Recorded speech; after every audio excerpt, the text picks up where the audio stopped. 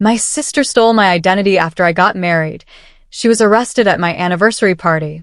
The cashier said, "Your card's been declined," and the words landed like a slap in a quiet room. I laughed out of reflex, the polite laugh of a woman in her 40s who had paid her bills on time her whole life.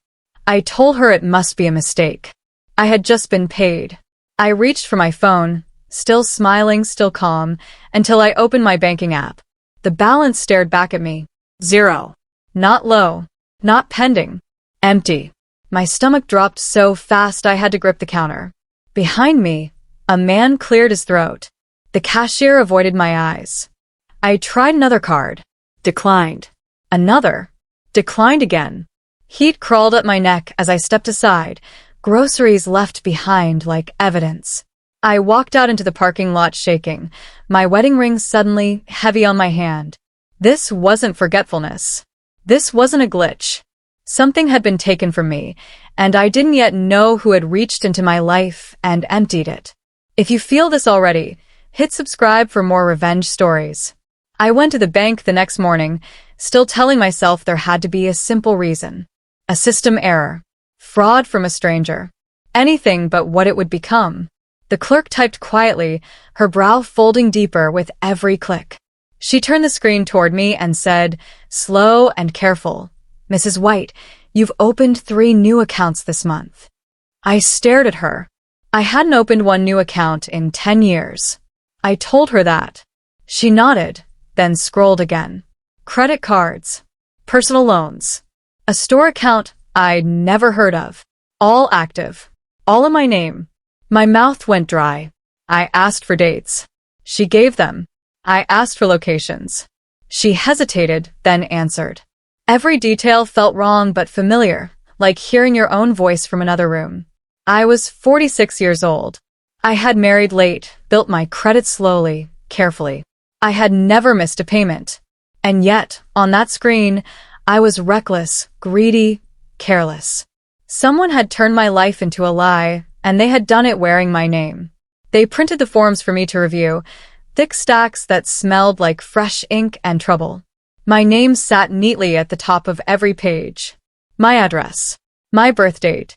My old driver's license number. All correct. Too correct. My hands shook as I flipped through them. Then I saw the signatures. They looked like mine at first glance. Careful. Rounded. But they were cleaner, steadier, with a small loop at the end of the A that I had stopped using years ago.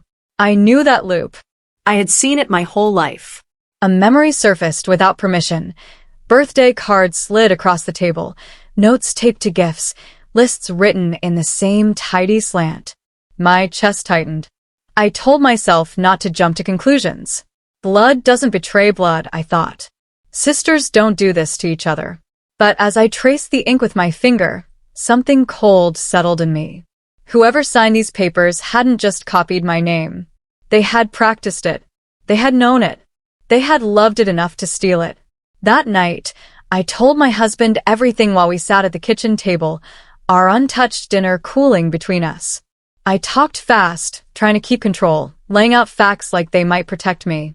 He listened quietly, then picked up one of the copies I had brought home. He studied the signature for a long time. Finally, he said, "Angela, that looks like your sister's writing." I laughed too quickly and shook my head. I said he was tired.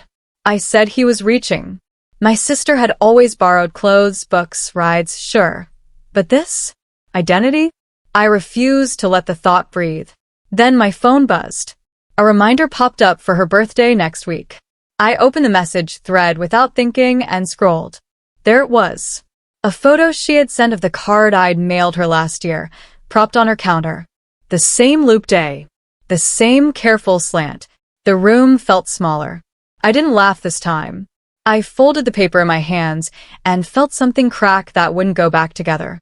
The call came 2 days later, sharp and sudden, like a fire alarm in my chest. A man's voice, bored and firm, said he was calling about an overdue balance on a jewelry account.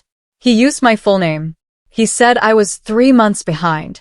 I told him there had to be a mistake. He sighed and asked me to confirm the shipping address. My heart pounded as I whispered, "What address did she use?" He read it out loud. My sister's street. My sister's apartment number. I thanked him and hung up, my hands numb. The pieces locked together with a sound I felt more than heard. This wasn't an accident. This was a plan. I drove to her place that afternoon without calling first. She opened the door smiling, dressed in new clothes, hair perfect, eyes bright. She looked me up and down and said, "You look tired, Angie." I stared past her, at the shiny bags on the couch, at a life paid for with my name. And for the first time, I knew this wasn't just theft. It was war. I stepped into her apartment, and the air smelled like new fabric and sweet candles. Everything looked upgraded. New couch.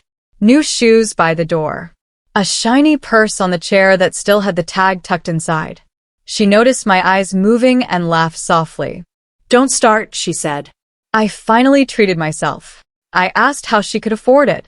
She shrugged and poured herself coffee like it was any other day. "I've been figuring things out," she said. "You always worry too much."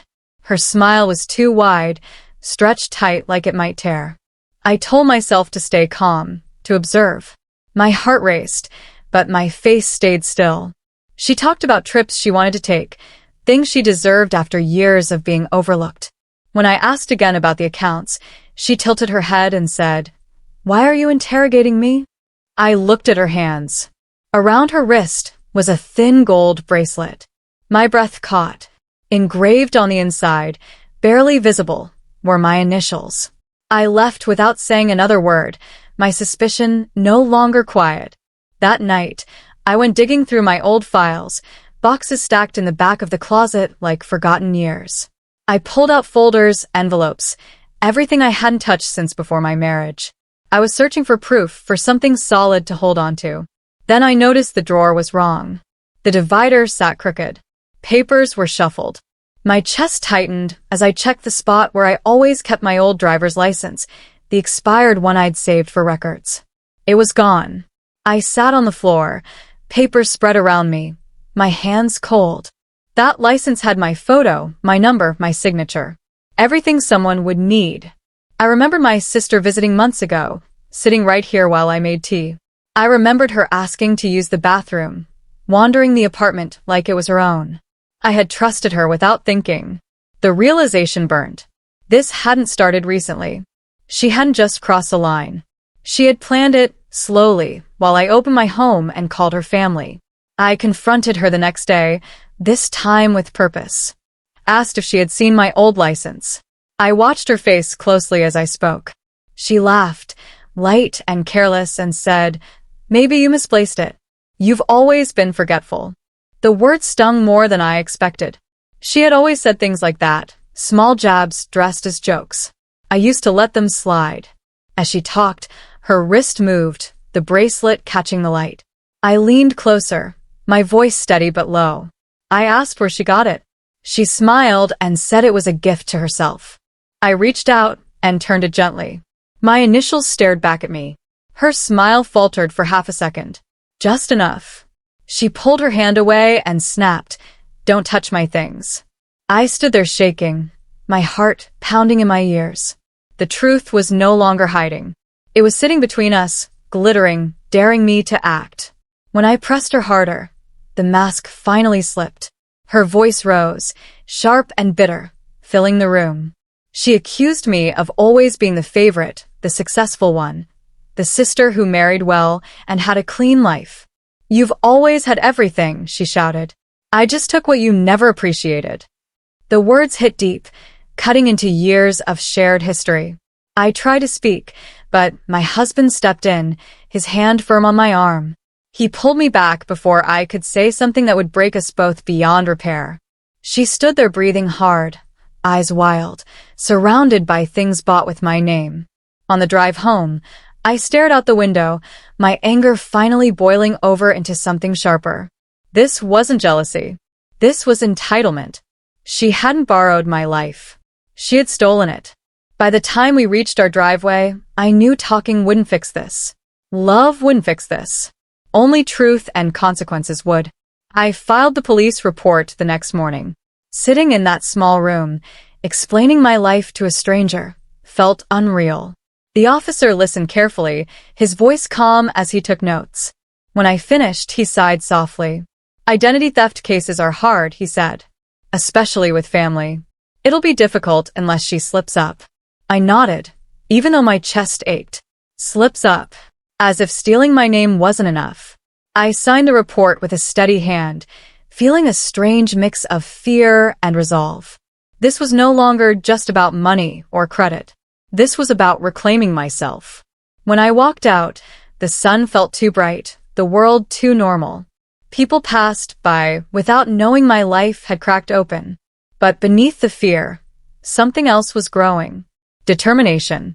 If she thought she could wear my identity without consequence, she was wrong. I wouldn't scream. I wouldn't beg. I would wait.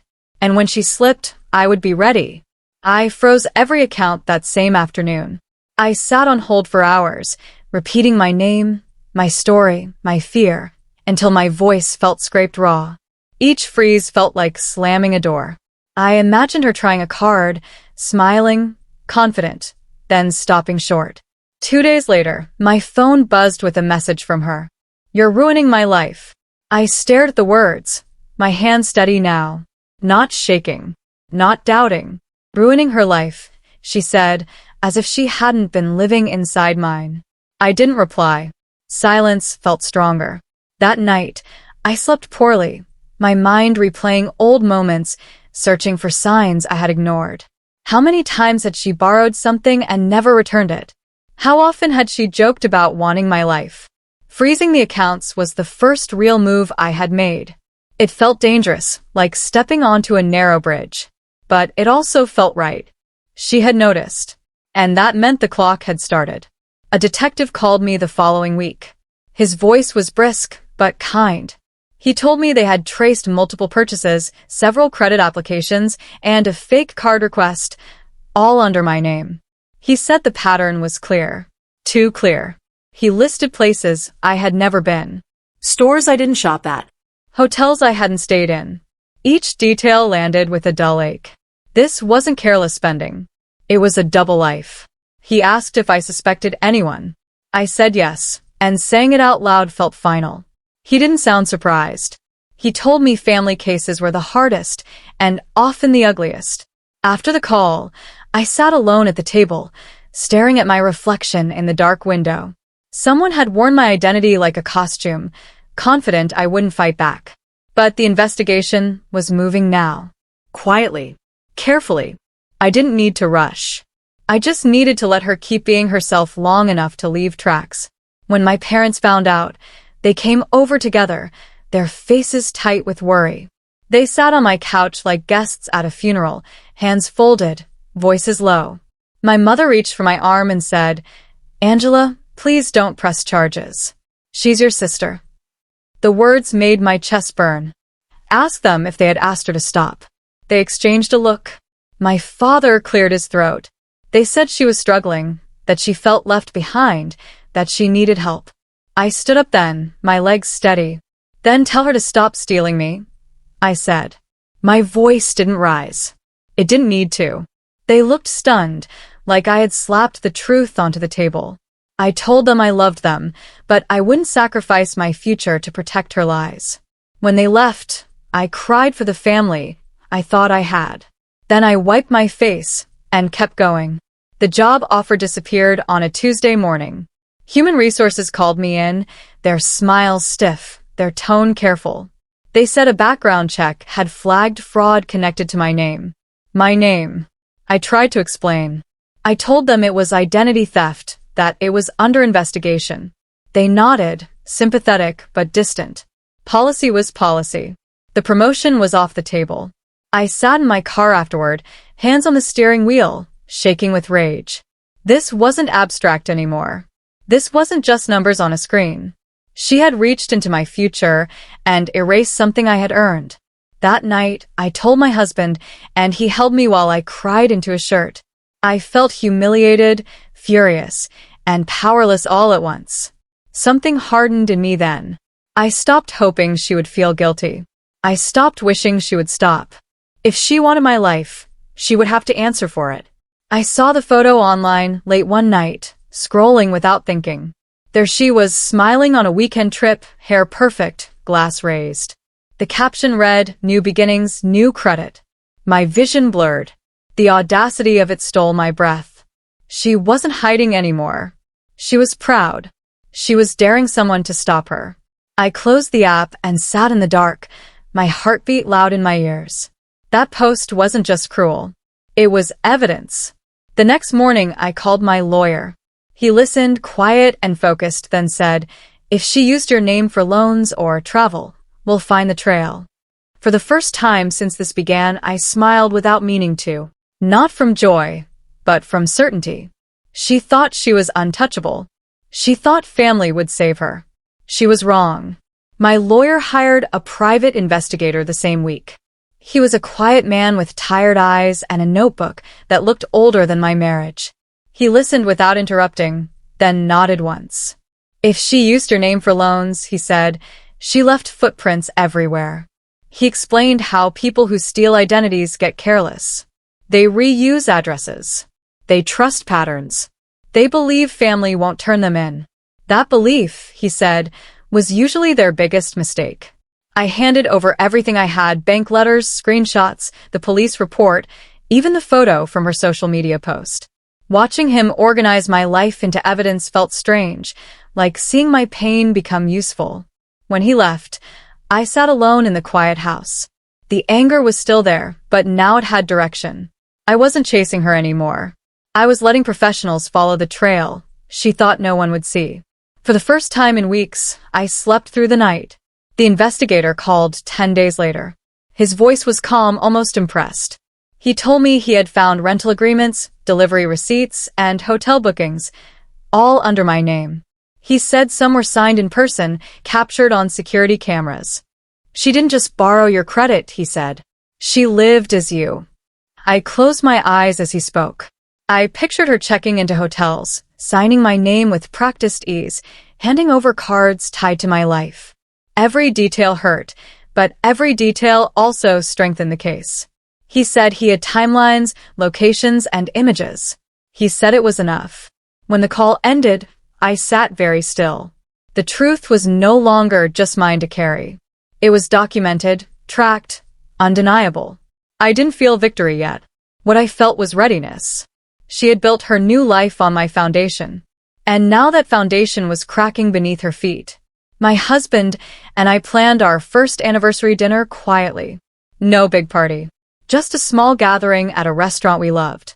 It felt important to reclaim something joyful that hadn't been touched by all this mess. I sent invitations to close family. I included her name too. My hand didn't shake when I wrote it. By then, the plan was already forming, careful and patient. The detective knew. My lawyer knew. They told me timing mattered. If she used my identity again in public, with witnesses, it would be clean. I set the table in my mind and imagined her there, confident, unaware. I didn't want revenge for pain. I wanted accountability in the open, where she couldn't twist the story. As the date approached, I stayed calm. Too calm, maybe. But beneath it, everything was lined up. This wasn't a trap. It was an invitation for her to be exactly who she had always been. 2 days before the dinner, the caterer called me. She sounded cheerful as she confirmed details, then paused. "I just need to confirm payment," she said. The card on file was declined. My heart slowed instead of racing. Asked her to read the last 4 digits. They matched one of the stolen accounts. I thanked her and hung up, my hand steady. That was it. She had used my name again, casually, confidently, thinking she was untouchable. I called the detective right away. I told him what happened. He didn't hesitate. "That's enough," he said. After the call, I sat at the table and breathed deeply. The pieces had fallen into place without force.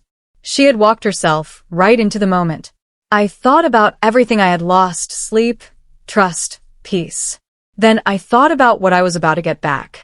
My life. My name. My power. I met with the detective in person that afternoon. He explained how it would work, his voice steady and professional. If she used my identity at the dinner, even indirectly, they could act. Plainclothes officers would be nearby. Quiet. Clean. I nodded and asked one question. Can we time it? He looked at me carefully, then said, if she shows up and slips, yes. I went home and printed place cards myself. When I wrote her name beside mine, I felt no fear, only resolve. I slipped a small note into the envelope with her invitation. Come celebrate my first year of marriage. As I sealed it, my phone buzzed with a message from her. Can't wait for the dinner. I set the phone down and smiled for the first time in weeks. If you want to see how justice unfolds when the truth finally steps into the light, hit subscribe for more revenge stories. The night of the dinner arrived calm and warm, the kind of evening that made everything feel normal on the surface. I arrived early with my husband, my hands steady as I smoothed my dress. The restaurant smelled like bread and wine and celebration. It felt strange to host joy while waiting for truth. I watched the staff set the table. White plates, soft light, place cards standing neatly. My name sat beside hers, identical font, identical size. No hiding, no warning. Guests began to arrive, laughter filling the room. My parents came last, my mother hugging me a little too tightly. I smiled and said nothing. This night was not for explanations. When my sister walked in, every head turned. She wore a long gown I recognized instantly from a charge statement I had made. She looked confident, radiant, untouchable. She hugged people, laughed loudly, and took her seat like she belonged there. I lifted my glass and met my husband's eyes. The moment had arrived. Dinner unfolded slowly, almost painfully so. She ordered without checking prices, waving the menu like money was a given. She talked about trips, plans, and fresh starts, her voice carrying across the table. I listened quietly, every word tightening the knot inside me. When the server brought wine, she signed the check without hesitation, her pen moving in that familiar practiced curve. I watched the signature form. My name. Again. The detective had warned me to stay calm. I focused on breathing, on the weight of my ring, on the fact that I was no longer powerless. She leaned toward me at one point and whispered, "See? Everything works out." I looked at her and saw it clearly then. Not jealousy. Not need. Control. She believed my life was a thing she could pick up and use. I nodded once, saying nothing.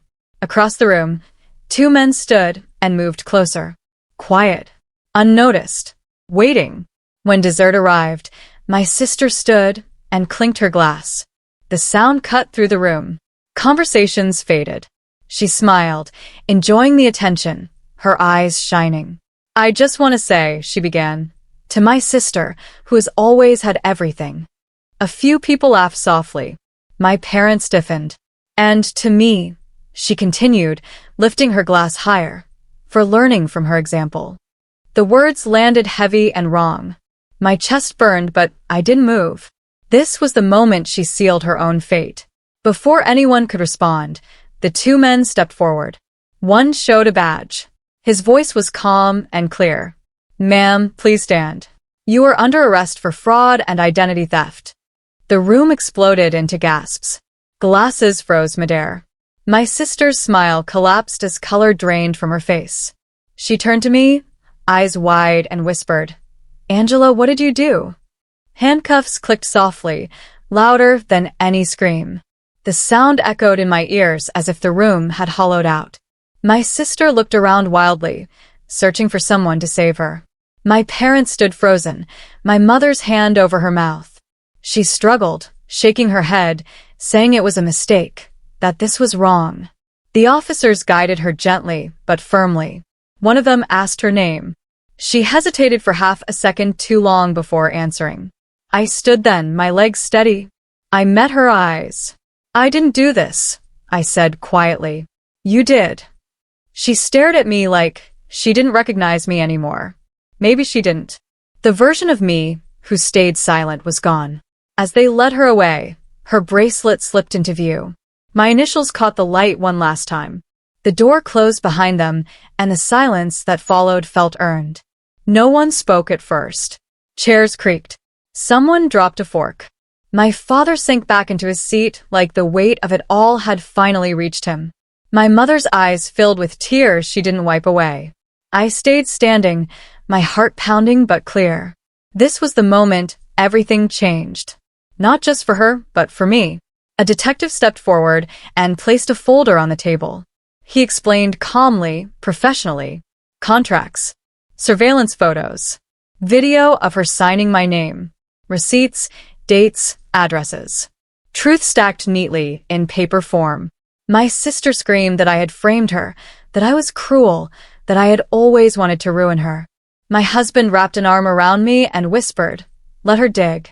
I watched her unravel without satisfaction, only relief. This wasn't revenge born of anger. This was justice catching up. And it was only the beginning. The detective opened the folder slowly, like he wanted everyone to see there was no rush anymore. He laid the pages out one by one. Signed contracts with my name. Security photos of my sister at counters, holding bags I never bought. A still image from her apartment hallway, time-stamped, showing her carrying boxes delivered under my identity. People leaned forward. My parents stared like they were seeing a stranger's life unfold. The detective explained each piece in simple words. Dates. Places. Proof. There was no anger in his voice, only facts. That made it worse for her.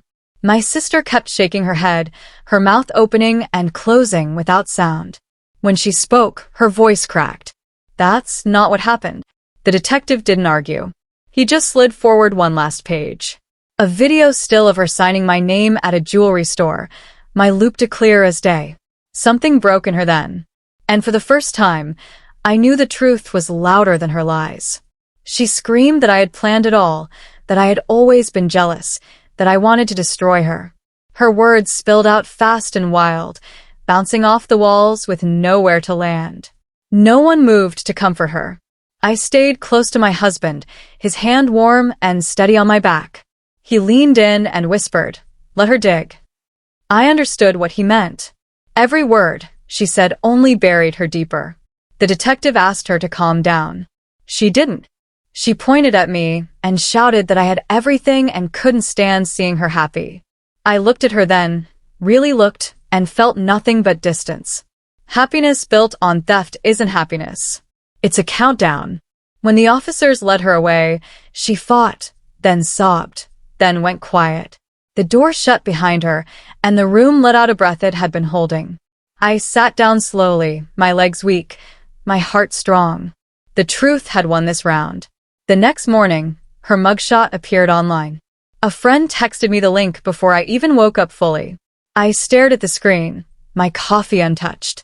Her face looked smaller, harder, stripped of confidence. What caught my eye wasn't her expression. It was her wrist. She still wore the bracelet. My initials gleamed under the harsh light, undeniable. I closed the app and set my phone down. I didn't feel joy. I felt finality. Calls came in throughout the day. Relatives asking what happened. Friends offering support.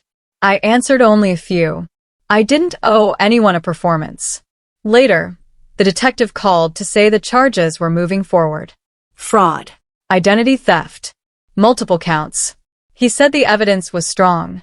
When the call ended, I sat in the quiet house and breathed. For months, my name had felt stolen. That day, it felt like it was coming home to me, piece by piece. The court date came faster than I expected. I sat in the hard wooden bench, hands folded, listening as she pleaded not guilty. Her voice was flat, practiced, like she had rehearsed it in the mirror. The prosecutor didn't rush. He played audio from a store clerk, recorded months earlier. She said her name was Mrs. White, the voice said. My name. Clear and casual. My sister's head snapped up. Her lawyer whispered urgently, but it was too late. More footage followed. Her face. My signature. Different days. Same lie. I watched her shoulders slump as the weight of it settled in. The judge scheduled another hearing. More evidence to come. Walking out of the courthouse, I felt drained but steady. Justice wasn't loud. It didn't cheer. It moved forward step by step, and I was finally walking with it instead of chasing it. When they showed the final footage, she crumbled. It was a simple clip, Her at a counter, signing my name again, smiling at the cashier. The prosecutor paused at mid-signature. She broke down then, sobbing into her hands. "I just wanted to be her," she cried. The room went silent. Even her lawyer looked away. I felt a tightness in my chest, but not regret. Wanting to be me never gave her the right to erase me. The judge listened, his face unreadable. When he spoke, his voice was firm. Consequences were laid out clearly. Charges would stand. Accountability would follow. As we left, my parents didn't speak. They looked older, smaller. I felt sad for them, but I didn't bend. That confession didn't change what she had done. It only confirmed what I already knew. She hadn't borrowed my life. She had tried to replace it. The fallout spread fast, quieter than gossip, but heavier. My parents stopped answering calls from neighbors. My mother avoided the grocery store. My father stopped attending his weekly breakfast group. Shame settled over them like dust they couldn't shake off. One evening, they came over together. My mother cried. My father stared at the floor. They said the family felt broken, that people were talking, that this would follow us forever. I listened, then spoke carefully. "I didn't ruin this family," I said. She did. I just refused to lie about it. They didn't argue. That hurt more than if they had. When they left, I sat alone and let myself grieve, not just for the sister I lost, but for the version of family I thought would protect me. Still, I didn't regret it. Peace began to settle, where guilt used to live. I had chosen truth over comfort, and even when it hurt, it felt clean. The banks moved faster once the case was public. Letters arrived one after another, stamped and official. Accounts wiped clean. Charges reversed. Notes of apology written in careful language. My credit report updated slowly, then all at once. The red marks disappeared. My score climbed higher than it had been before, like my life correcting itself. I sat at the table with my laptop open, staring at the numbers, tears sliding down my face. This wasn't just about money. This was proof that my name belonged to me again. One bank manager called personally. He said they were sorry for the stress. He said my record was now spotless. When I hung up, I laughed softly, alone in the kitchen. The damage she caused had been real, but so was the repair. For the first time since this began, I felt light, not victorious. Free. The letter came from jail, folded neatly, my name written carefully on the front. I knew her handwriting instantly. My chest tightened as I opened it. She wrote that she had always lived in my shadow, that I married well, worked hard, stayed steady. She said she only borrowed my life because it looked easier than building her own. "I didn't mean to hurt you," she wrote. "I just wanted a turn." I read it once, then again. Each word felt hollow. Wanting a turn doesn't excuse taking someone's identity. Pain doesn't excuse destruction. I folded the letter slowly, then tore it clean down the middle. Once more for certainty. I threw it away, without ceremony. Forgiveness didn't mean reopening the door. Closure didn't require contact. I chose silence. And in that silence, I felt strong. On our next anniversary, my husband and I returned to the same restaurant. Same table. Same time. I wore the same dress. It fit differently now, like I did. We smiled for a photo, the waiter offering to take it. When I looked at the image later, I noticed something missing. No tension. No shadow. No second-guessing. It was just us. Honest. Whole. I framed the photo and placed it on the shelf at home. Not as a reminder of what happened, but of what survived. That night, we talked about the future without fear. Plans felt real again. Mine. As I turned off the light, I felt gratitude, not for the pain, but for the clarity it forced. I had faced betrayal and stood upright through it. That anniversary wasn't about endurance. It was about reclaiming joy. A local paper ran the story a week later. The headline was blunt: "Woman discovers sister living under her identity." It spread fast, shared and reshared, strangers commenting with shock and anger. Friends sent me screenshots. Some asked if it was hard seeing it everywhere. It wasn't. The truth didn't hurt anymore. The article focused on awareness, on warning signs, on how identity theft can hide inside families. My name appeared once, carefully, respectfully. Her name appeared many times. I closed the article and set my phone down. My story was no longer just mine. It might help someone else see the signs sooner. That thought brought unexpected peace. Pain had turned into purpose. And purpose, I learned, is a powerful form of healing. Starting the program wasn't part of some grand plan. It happened quietly. A woman messaged me after reading the article. She said her cousin had ruined her credit, and she didn't know where to start. I called her. Then another person. Then another. Within months, I worked with a local nonprofit to build a small program. We taught people how to lock credit, read reports, file claims, and speak without shame. I told my story only when it helped. Standing in those rooms, I realized something important. What my sister did almost broke me, but it didn't get the last word. Helping others reclaim their records gave meaning to the months I had spent afraid and angry. It turned damage into direction. I wasn't defined by what was taken from me. I was defined by what I rebuilt. Every thank you message felt like quiet justice. Not loud. Not public. Real. Pain didn't disappear. It transformed, and that transformation felt like winning. When she was released years later, there was no announcement. No call. No apology delivered in person. Word reached me through family, filtered and careful. There was a reunion planned that summer. Barbecue. Cousins. Old stories. Her name wasn't on the list. My parents didn't argue this time. They understood. Loss had taught them what denial never did. I attended the reunion and laughed freely. My body relaxed in ways it hadn't been in years. I didn't scan the yard for threats.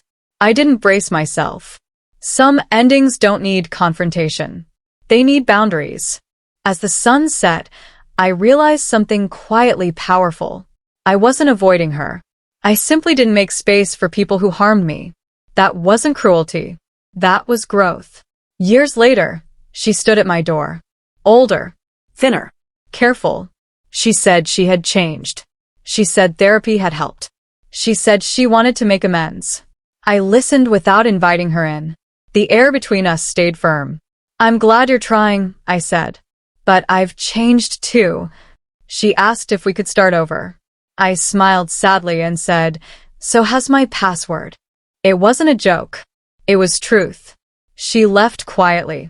No shouting. No tears. Just acceptance. I closed the door and felt no guilt. Forgiveness didn't require access. Healing didn't require reunion. Sometimes the strongest ending is the one without drama. And sometimes peace sounds like a door closing softly. One afternoon, I drove past her new address without meaning to. A small building. Quiet street. Nothing remarkable. I didn't stop. I didn't slow down. I didn't feel tempted. I hoped she had learned humility. I hoped she had learned to build her own life instead of borrowing someone else's. But whether she had or not no longer mattered. I had my routines back. My name was clean. My marriage was strong. My days felt full instead of fragile. The past didn't chase me anymore. It walked behind me, smaller with distance. As I drove on, sunlight spilling through the windshield, I realized revenge had never been my goal. Freedom had been. She thought stealing my identity would give her my life. Instead, it gave me clarity, courage, and a peace I hadn't known I needed. The arrest at my anniversary didn't feel like a spectacle in memory. It felt like a line drawn.